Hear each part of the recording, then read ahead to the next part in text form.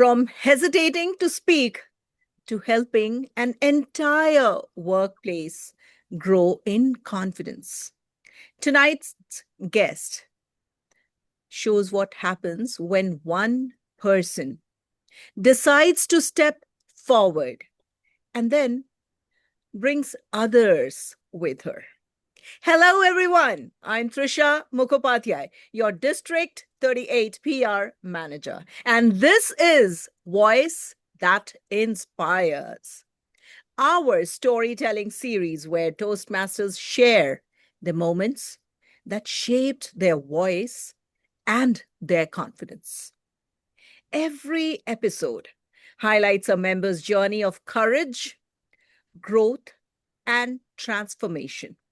And tonight, we are celebrating another inspiring story. Tonight, we are welcoming someone who began her Toastmasters journey in 2013, hoping to find her voice. What she discovered was courage. The courage to speak up, to grow, and to help others rise with her. Today, she is not only a confident communicator, but she also founded a corporate Toastmasters club that has empowered her entire workplace. Please welcome Valerie Mecca. Hello. Hi, Trisha. Hi, Trisha, and everyone who's watching. So glad to be here tonight. Absolutely. I am so happy to see you. First of all, how has your holiday been so far? My holiday's been very well, thank you. It was nice having time off and spending it with family, enjoying time with our kids and grandkids. It was just very enjoyable. And Love. what about yourself? Yeah, it's kids are home and lots of experimentation with food. Yes. I believe holidays are for all that experimenting with food and gifts and decorations and whatnot. Yes, yes. Yes, I was reading about you, Valerie, and I felt I was very inspired to read some of even though yes we have been working together, but also some of the informations that I was able to gather from other Toastmasters and also from your books, also your presence in the internet. And what I was particularly very, very inspired to read how some of the um, mentions that is there, that how um, from being a hesitant speaker, or you would just wait someone to call on you, and then maybe you would just stand up and speak, to actually founding a corporate Toastmasters club. Amazing. That's just amazing. So I thought during this time of the year, who else could be a better guest for our storytelling series, Voice That Inspires, Valerie. Valerie, let's begin at the beginning because every powerful journey has a spark. About your beginning, what first drew you to Toastmasters? I believe it was 2013, right? Yeah, it was the moment that I walked out of the elevator and two coworkers were coming into the elevator laughing. At that moment, I said to them, "Why are you laughing?" They said, "We just came from our Toastmasters meeting, and this person was hilarious, and that person was hysterical." After lunch, I went upstairs. I went over to their cubicles and asked, "Can you tell me more about it?" They shared with me the details of the next time their club would meet. I ended up going to that meeting. It was very enjoyable. The people there were very nice. The speeches were inspiring. They invited me back. I went back to the second time and I really was drawn to the club and the meetings. I was asked, are you interested in joining? Because really, we try to get people to attend twice and then make a decision. And I thought about it. I figured I'm going to join. Let me see how it goes.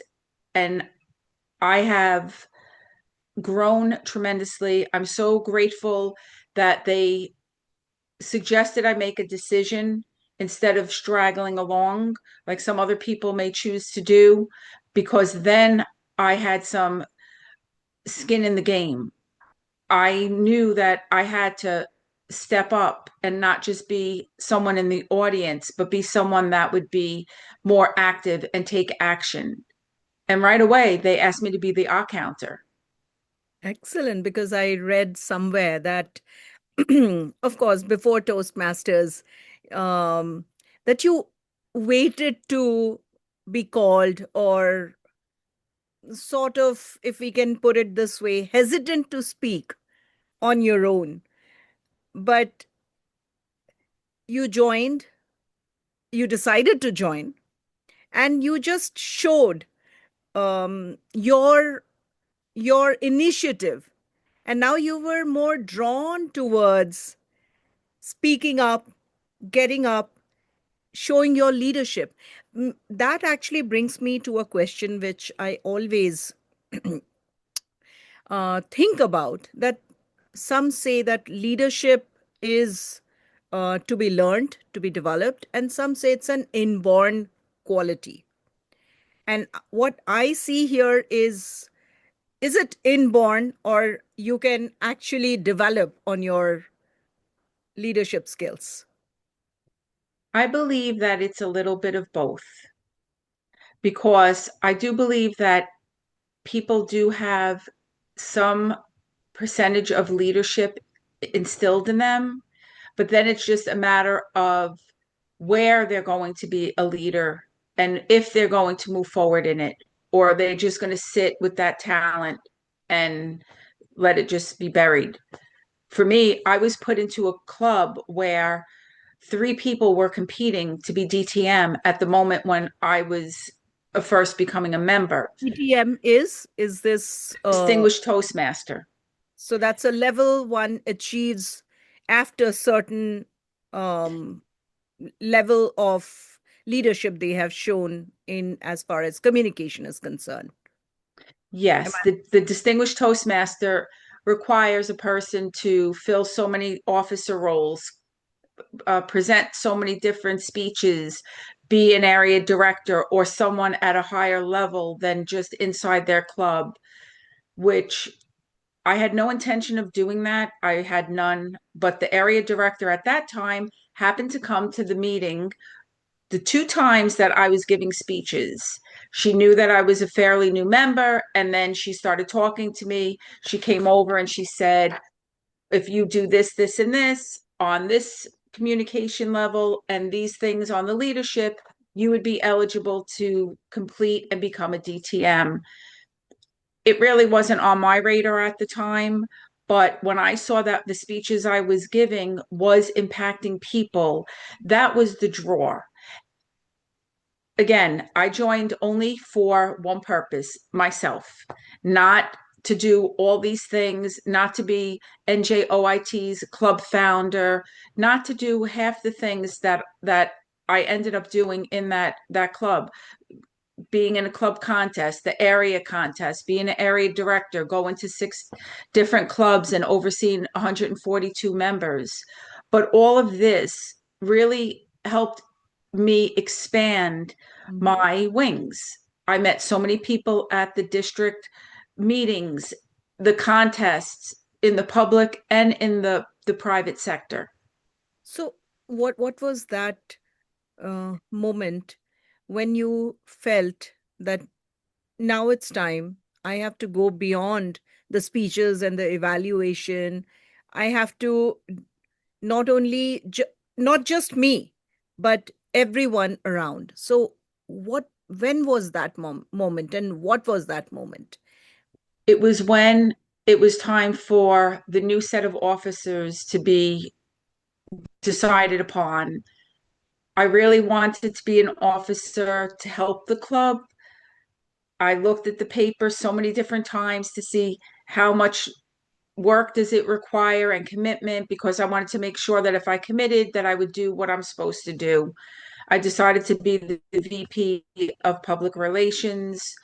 I created their first ever club newsletter, which they were through. I believe the club was either 8 or 10 years in since being in created, and they were very pleased that I had a newsletter.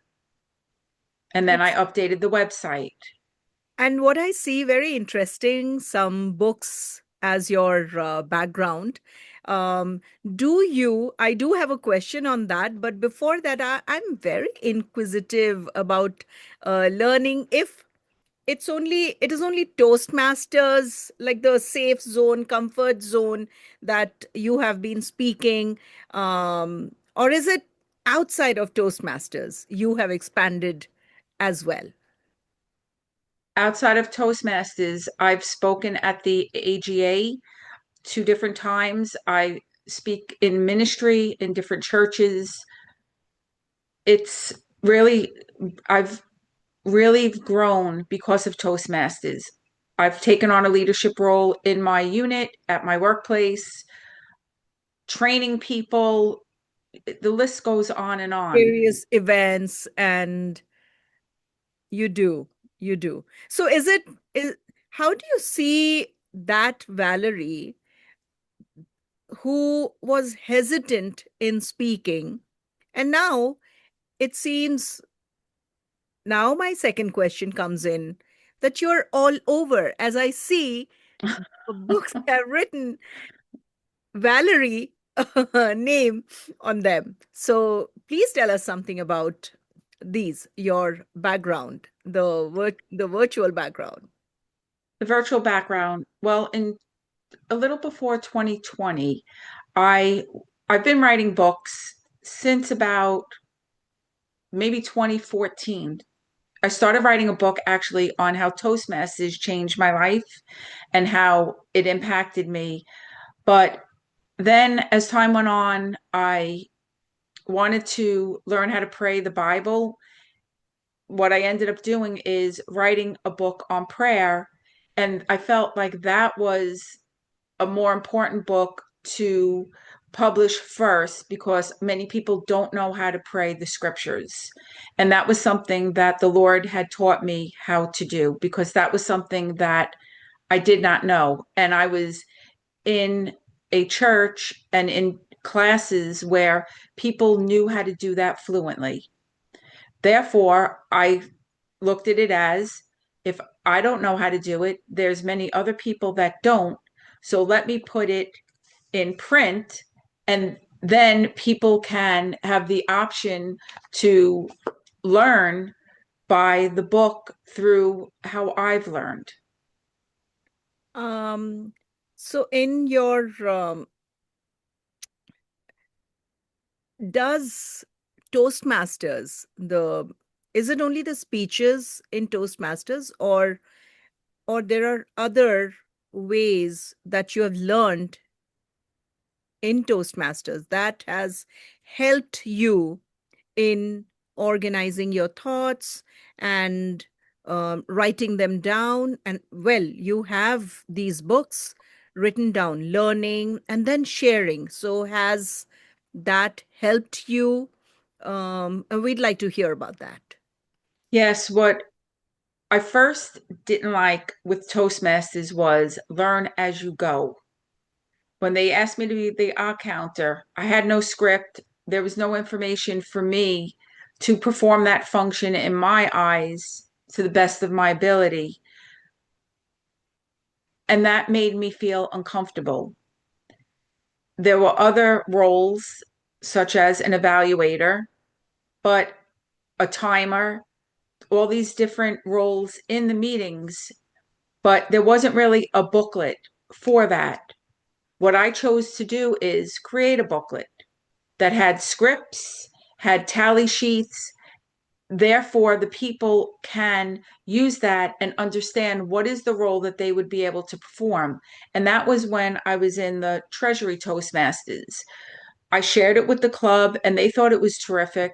Then when I founded the NJOIT Toastmasters Club, pretty much I wrote a letter to my HR 1 month after being employed there, which is something I would never have done. I would have waited till I felt more confident in my position. What are my responsibilities? How could I be more proficient in it? But what do? No, I write a letter to HR and they say, that's terrific. We would love to have a club here. Because for me, it was more or less getting 750 people from diverse locations, backgrounds together as a melting pot to share stories and experiences, to get to know other people that I would not otherwise have met in my area that I work. So I was pleasantly surprised.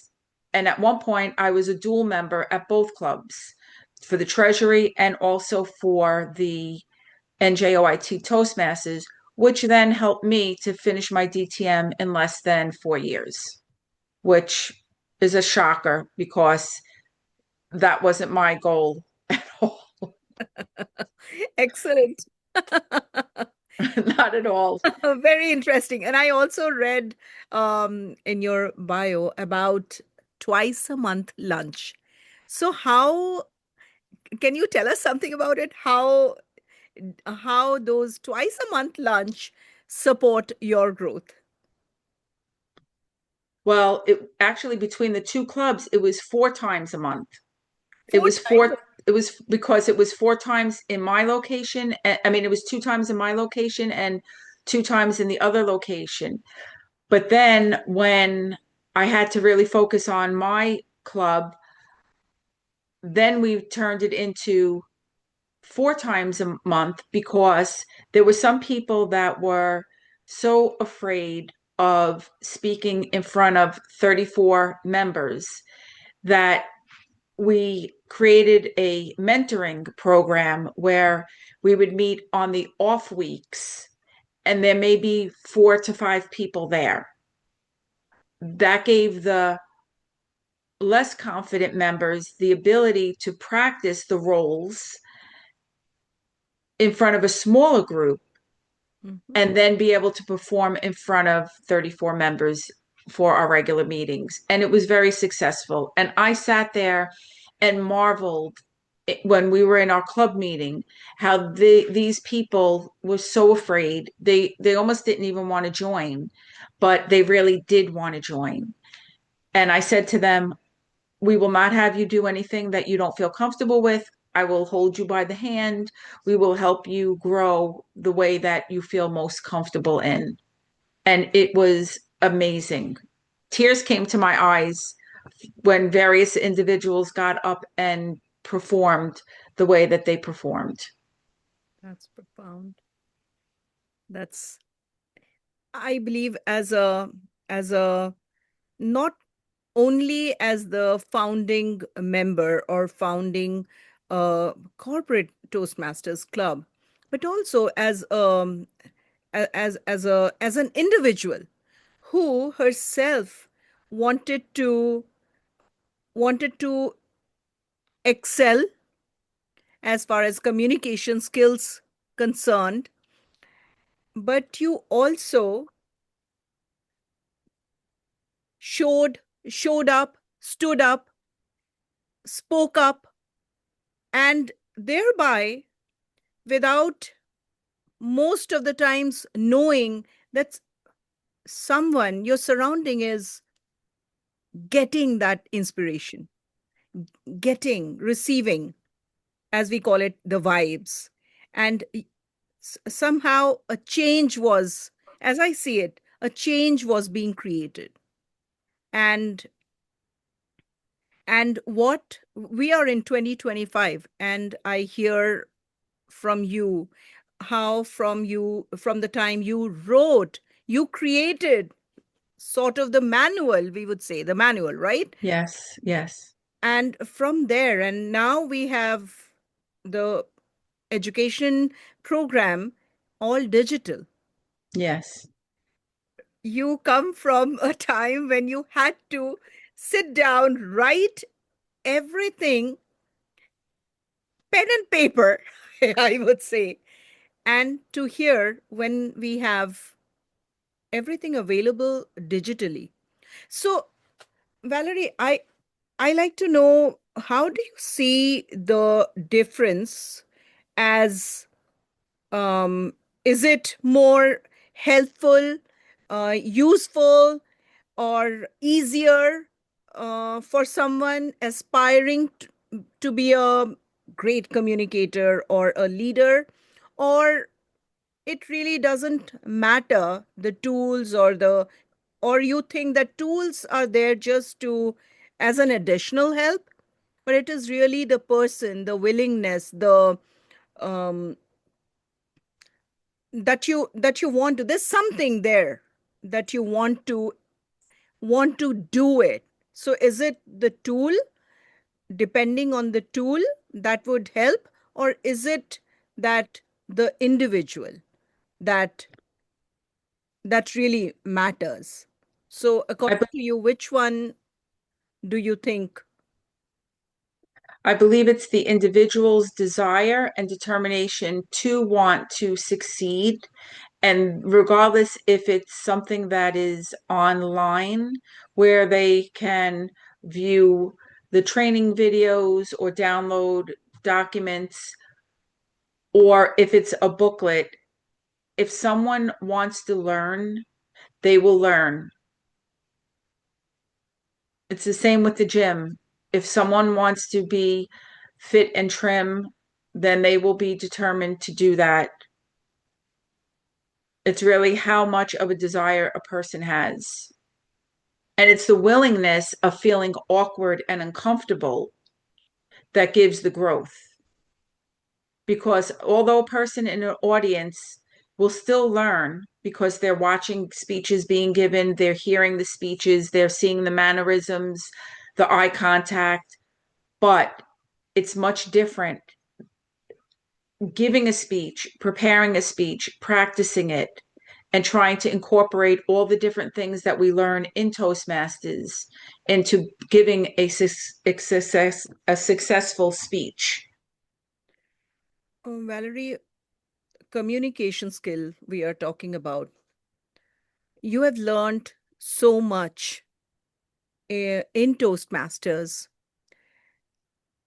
What communication skill that has the biggest impact in your life, that you would share, you have shared within the family or friends or your surroundings? What is that? If you have to, I know that there would be many, but what is that communication skill that stayed with you, stays with you? The communication skill that stays with me is wanting to help people, to seeing a need and filling that need. It's from training a coworker that just comes on board and needs to know how we go about our workday and our responsibilities. It's teaching someone maybe how to cook something that they're not familiar doing. It really is even helping someone in the supermarket or a store, really anywhere, because communication is either one person or an audience. It's an elevator speech. We get in an elevator with someone at an executive level. How was your day? How was your weekend? We have 3 minutes. We want to sound intelligent. We want to be able to get our point across. And by speaking and practicing at our club, it gives someone more confidence. It gives them the confidence that they are valued, what they have to say is important, and they have gifts in and talents in them that other people don't have. I'll just, I'd like to actually go back to when you said the you're writing and publishing books, and you said that you learned prayers, how to pray. You learned them, and then you wanted to write it down for everyone else to understand, Yes. right? And we have in Toastmasters, we have how we have when we go through a I'm a youth leadership mentor, and we have these programs wherein we teach how to write a speech. Even before writing a speech, how to plant that seed in us and start thinking about the speech itself, the content, the title, everything. And there's a structure that we follow. And the reason I wanted to go back to this point when you mentioned is how Toastmasters has I'm a Toastmaster, and I see that there is a it has brought about a huge impact in my non Toastmasters life Mhm. as well.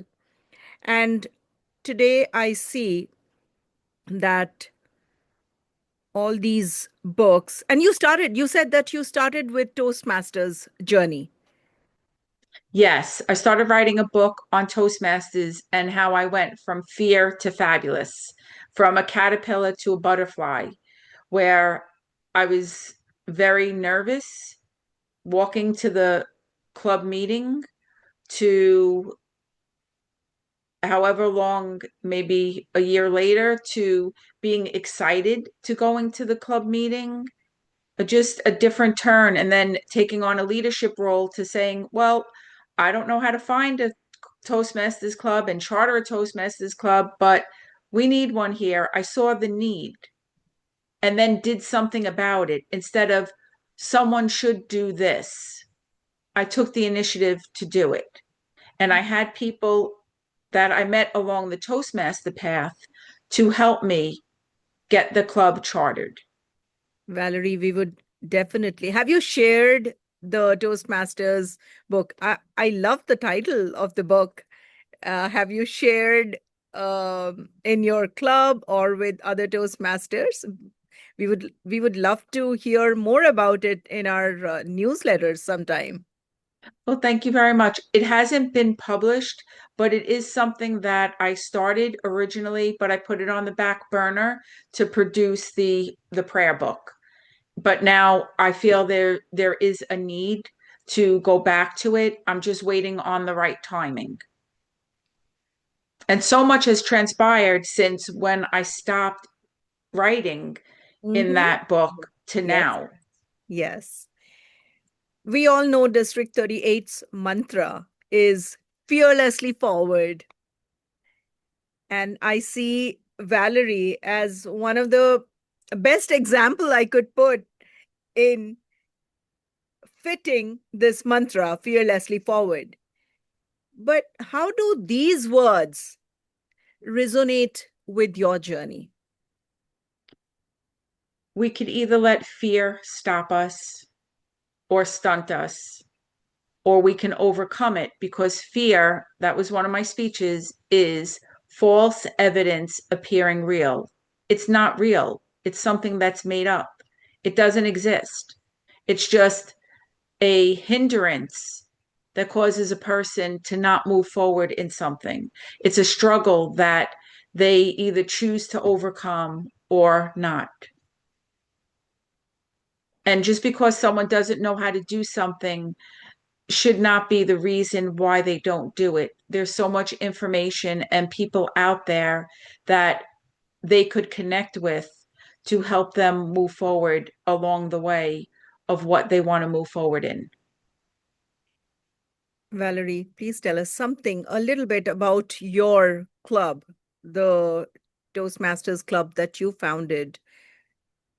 What gives you, I would say, what You said, you mentioned about almost tearful, or sometimes what gives you that special moment, or being in a special place when you see the members, your club members speaking or taking up roles. So what goes on there? What happens? We have an agenda, and each person would sign up for either giving a speech or filling a role, such as a counter, the word of the day, grammarian, timer, evaluator, general evaluator, or speech evaluator. What I've been doing is all along is encouraging people to fill the roles, to give a speech. If they didn't have enough time to prepare a speech is 3 to 5 bullet points. They could write 3 to 5 bullet points down and then just expand upon them, and there's their speech. Not that they have to practice it over and over and memorize it like I try to, because that doesn't work. To write everything down on a piece of paper and every punctuation, that doesn't really work either. Because if they forget a sentence, then are they going to remember the rest of it? So the thing is to be able to think quick on our feet, which table topics is one of those in part of the meeting, to be asked a question and in 1 to 2 minutes give an answer. It gives people the opportunity to think quick on their feet and become more confident as well. Valerie, you've written so many books. These are all published books, Yeah, right? yes, they're published on Amazon and where books are sold.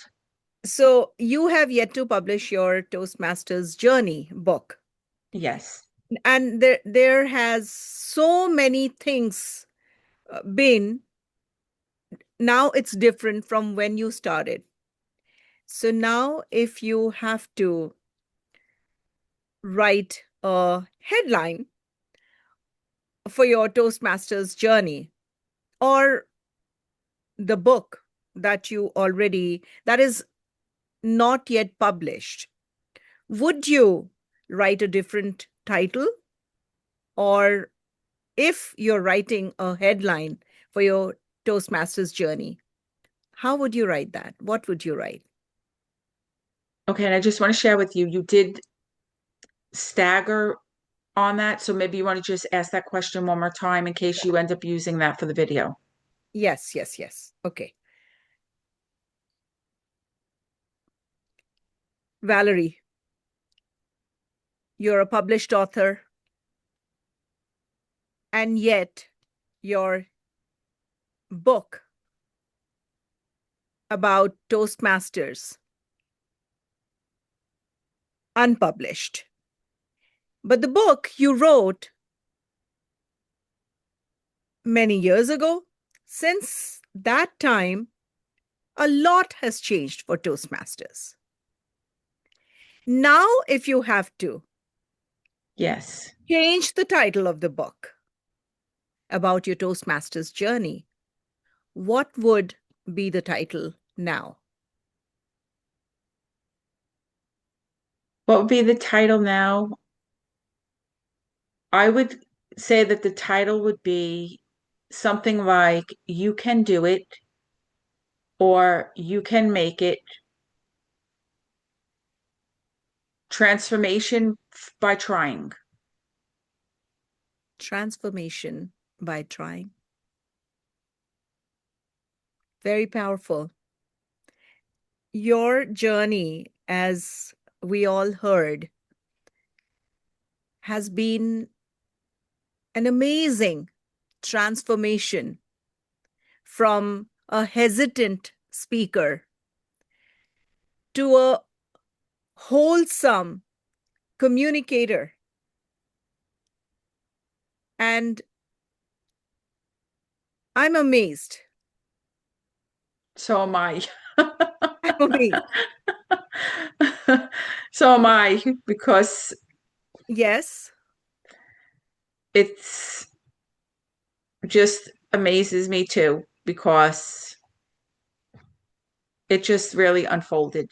And I just walked it out. That's basically all that happened. For anyone who feels hesitant to speak or unsure if they belong, just like how you did, what would you want them to know now? That what they share and what they have inside them is important, that they know things that other people don't, and other people need to hear what they have to say, and that they are valued. Thank you for sharing your journey with such honesty and from your heart.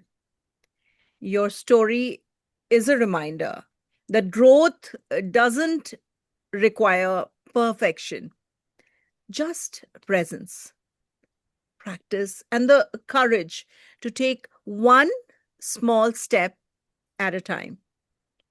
Valerie, you've shown us what it looks like to move fearlessly forward, and your voice will inspire many others to do the same.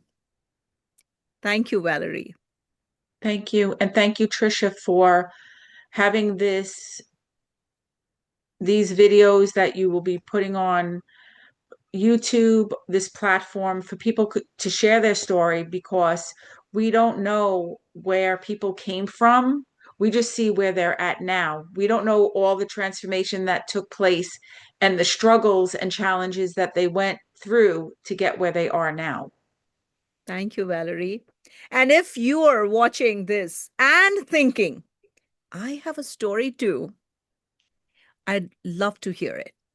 Reach out to me at prm@tmdistrict38.org. You may be just my guest and whose voice that inspires. Thank you.